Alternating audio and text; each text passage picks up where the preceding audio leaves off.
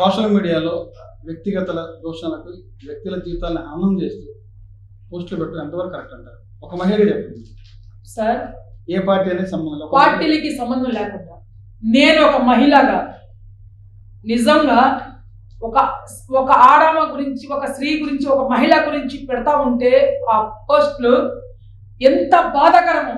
ఆ పోస్టు పెట్టేటప్పుడైనా సరే వాళ్ళ ఇంట్లో కుటుంబం ఎందుకు గుర్తు రావట్లేదు, వాళ్ళ తల్లి ఎందుకు గుర్తు రావట్లేదు, వాళ్ళ చెల్లి ఎందుకు గుర్తు రావట్లేదు, వాళ్ళ భార్య ఎందుకు గుర్తు రావట్లేదు, తన కన్న బిడ్డ ఎందుకు గుర్తు రావట్లేదు. ఇవాళ కేసులు పెడతా ఉంటే అంటే 5 నెలలు వాళ్ళు అధికారం నుంచి లేవని కూడా మైండ్ లేదు వాళ్ళకి. ఇంకా ఏంటంటే జగన్మోహన్ రెడ్డి మైకంలోనే జగన్మోహన్ రెడ్డి ఇంకా పెట్టండి, మీరు పెట్టండి అంటారు. బలైపోతుంది మీరు.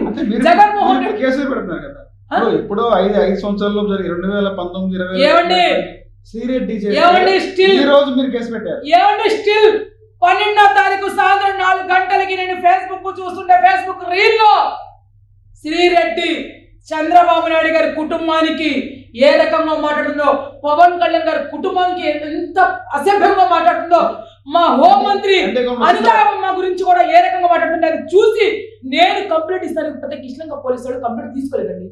తీసుకోకుండా దాని మీద విచారిస్తామమ్మా, చూస్తామమ్మా అన్నారు. పురుపులతో సహా ఇచ్చినా కూడా తీసుకోలేదు. గత 3 రోజులు విచారించిన తర్వాత ఆ ప్రూఫ్స్ అన్ని నిజంగా నేను చెప్పిన కంప్లైంట్ కరెక్ట్ గా ఉన్న తర్వాత నిన్న కేసు కట్టారండి. మేము ప్రూఫ్ ఆధారంతో ఇస్తాము.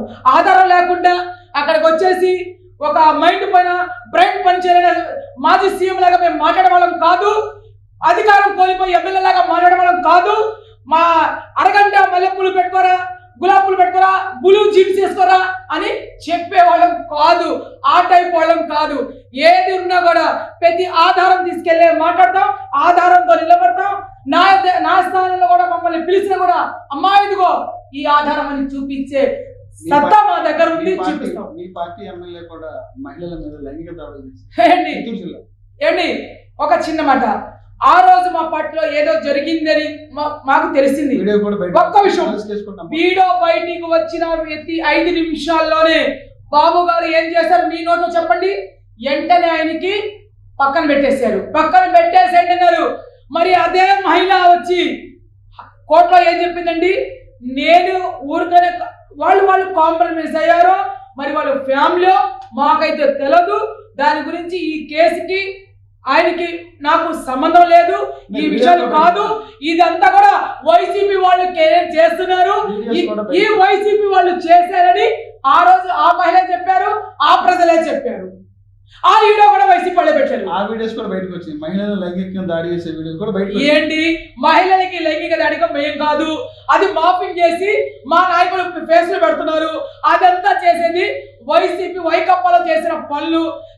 వైసీపీలో ఏంటంటే వాళ్ళంతా కూడా అమంతి ఏం చేశాడండి, ఈ సత్రపల్లి ఎమ్మెల్యే ఈ అంబడి ఏం చేశాడండి, ఆ అంబడి ఏదైనా వయసుకు తగిన పనులు చేసి జీన్స్ చేసుకురావాలంట.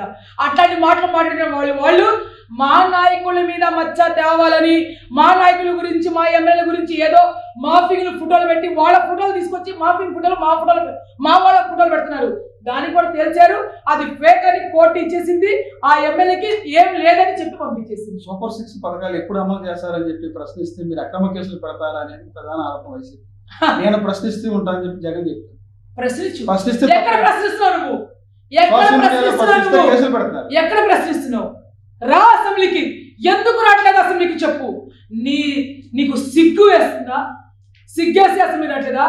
ఇలా తిరుమల గారు నిన్న మన మండలి మన అసెంబ్లీలో డిప్యూటీ స్పీకర్ అయ్యారని నీకు సిగ్గుపడుతున్నావా చెప్పు. ఎందుకంటే నీకు ఈ రాష్ట్రానికి అడుగు పెట్టనివ్వను నీకు అని ఆ రకంగా ఆయనకి భయప్రాంతాలు చేసి ఎంత ఇబ్బంది పెట్టావో. మేము ప్రతిపక్ష హోదా ఏ రకంగా ఇస్తామండి? ఎందుకు ఇవ్వాలి ప్రతిపక్ష హోదా? 11 సీట్లు పడి ప్రతిపక్ష హోదా ఏంటి? రాజకీయాలు ఇక్కడ కాదండి. ఆయన రాజ్యాంగం చదివి రమ్మని చెప్పడం ముందు తెలిసింది. ముందు చదువుకోలే 10th ఫెయిల్ అయిన వాడికి రాజకీయం గురించి సీఎం సీట్లో మా ప్రజలు పిచ్చోళ్ళే కనిపించారు. 10th ఫెయిల్ వాళ్ళ ఫాదర్ స్వయంగా 2004లోనే చెప్పారు, నా కొడుకు 10th ఫెయిల్ ఇక్కడ తప్పుడు పనులు చేస్తుంటే నేను విదేశాలు పంపించాను, అక్కడన్నా బాగుపడతాడని అసెంబ్లీలో చెప్పారు. ఉమ్మడి రాష్ట్రం ఉన్నప్పుడు అసెంబ్లీలో చెప్పారు. చేశారు పాపం. అంటే ఫస్ట్ క్లాస్ లో పాస్ అని చెప్పి అసెంబ్లీలో 10th ఫెయిల్ సర్టిఫికేట్. అదే Jaganmohan Reddy 10th fail certificate. నేను 10th class first class inter first class అని చెప్పారు కదా. 10th క్లాస్ ఫెయిల్ అండి అయినా 10th క్లాస్ ఫెయిల్ అయిన సర్టిఫికేట్ కూడా ఉంది. స్వయంగా ఉమ్మడి రాష్ట్రం ఉన్నప్పుడు వాళ్ళ ఫాదర్ కూడా చెప్పారు పాప, ఆయన చనిపోయి ఎక్కడున్నారా ఆయనే అసెంబ్లీలో చెప్పారు, నా కొడుకు 10th ఫెయిల్ అయిపోయాడు, విదేశాలు పంపిస్తే మంచి చదువు ప్రశ్నిస్తే అక్రమ కేసులు బనాయిస్తారని చెప్పి పోసాని చెప్తారు. నిజంగా ప్రశ్నించే వాళ్ళు కేసులు పెడతారు. ఈ మెంటరోడి గురించి మాట్లాడతారని, పోసాని గురించి, పనికిరాని పోసాని గురించి ప్రశ్నిస్తే షర్ట్ ఇట్లా ఎగిరించుకుంటా నువ్వు మాట్లాడుతున్నావు ఏంట్రా సన్నాసి, మాట్లాడడం చేత కనబడివి. రాజకీయం నీకేం తెలుసు? రకరకాల రాజకీయాలు. నిజంగా ఒక జాతిలో పుట్టిన వాడైతే ఒక జాతికి అవమానం ఇస్తుంటే ఆ జాతి గురించి కూడా నందమూరి తారక రామారావు గారి కూతుర్ని అసెంబ్లీలో ఎంత అసభ్యంగా మాట్లాడుతుంటే అదే మీరు మాట్లాడిన సబ్జెక్ట్ మీద ఆధారాలు చూపిస్తే నేను రాజకీయాల నుంచి పూర్తిగా తప్పుకుంటానని చెప్పి ఈ రోజున అమ్మడి రాంబాబు చెప్తారు. అమ్మడి రాంబాబు తప్పుంటే నాయకుల దగ్గర కాదు, నేను ఒక మహిళా కార్యకర్తని, నేను ఒక మహిళా కార్యకర్తని. అదే ట్వీట్ నారా లోకేష్ గారికి ట్వీట్ చేశారు. మీరు చెప్పినటువంటి మాట ఏదైతే ఉందో అది కనుక రికార్డింగ్ ప్రూఫ్ చూపిస్తే పూర్తిగా నా రాజకీయ జీవితం నుంచి పక్కకి వెళ్తాను. ఇప్పుడు ముందు మీ మీడియా ముందు నేను సవాల్ చేస్తున్నాను.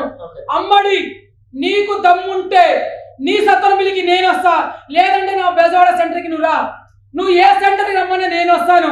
నువ్వు అన్నావు నేను ప్రూఫ్లతో సహా, మీరు అన్నారా లేదా అసెంబ్లీలో మేము ప్రూఫ్లు చూపిస్తాం, మీరు రాజకీయ సన్యాసి తీసుకుంటారా?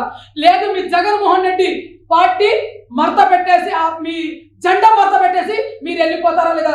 సన్యాసం తీసుకుంటామంటే సవాల్. మా నాయకుడు నారా లోకేష్ అవసరం లేదు, మా ఎమ్మెల్యేలు అవసరం లేదు, సవాల్ చేస్తున్నాను. నేను ఒక మహిళా కార్యకర్తగా నేను మాట్లాడుతున్నాను, రమ్మని చెప్పండి. దమ్ముంటే అమ్మడికి రమ్మని చెప్పండి. లేదు ప్రతిపక్షం పులివెందుల ఎమ్మెల్యే దగ్గర ఆధారాలు చూపిస్తే నేను రాజకీయం నుంచి పూర్తిగా తప్పుకోపోతే ఏం చేయాలి మీరు చెప్పండి. దీనికి సవాల్ చేస్తా. పదండి, మీరు అమ్మడి దగ్గర ఫోన్ చేయండి. ఇప్పుడు అమ్మడికి ఫోన్ చేయండి, మీరు అమ్మడికి ఫోన్ చేయండి. అమ్మడి రాంబాబు మీరు ఫోన్ చేయండి. నా నాయకులు అవసరం లేదు, నేను ఒక కార్యకర్తని, ఒక మహిళా కార్యకర్తని. నేను సవాల్ చేస్తున్నా, నీకు ఆధారంతో సహా నేను చూపిస్తాను.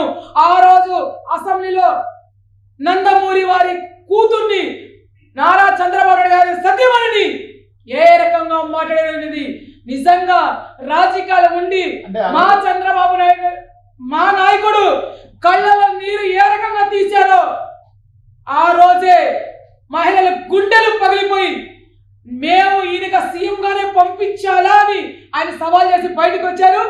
ఇప్పుడు సవాల్ చేసి లోపలికి వెళ్ళి కూర్చున్నారు, సీఎం గానే వస్తాను తప్ప నేను ఇంకా ఎమ్మెల్యేగా నేను రాను అని, ప్రతిపక్ష హోదాలో కూడా నేను రాను అని చెప్పేసి వెళ్ళిపోయిన నాయకుడు మా నాయకుడు.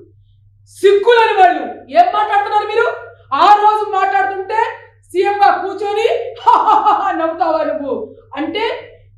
ఒక్కటండి, తల్లికి చెల్లికి గౌరవం ఇవ్వలేని వాడు బయట ఆడవాళ్ళకి ఏ రకంగా గౌరవం ఇస్తాడు? మీరు అమ్మడికి పిలవండి. ఏ రకంగా సత్తనపల్లి నేను ఇప్పుడు వస్తాను, తీయండి నా కారు తీసుకొని. సత్తనపల్లిలో అమ్మడి రాంబాబు ఉన్నాడా లేకపోతే ఏ హోటల్లో కూర్చుని ఉన్నాడు చెప్పండి, ఆ హోటల్ దగ్గరికి నేను వస్తాను. నేను సవాల్ చేస్తున్నాను.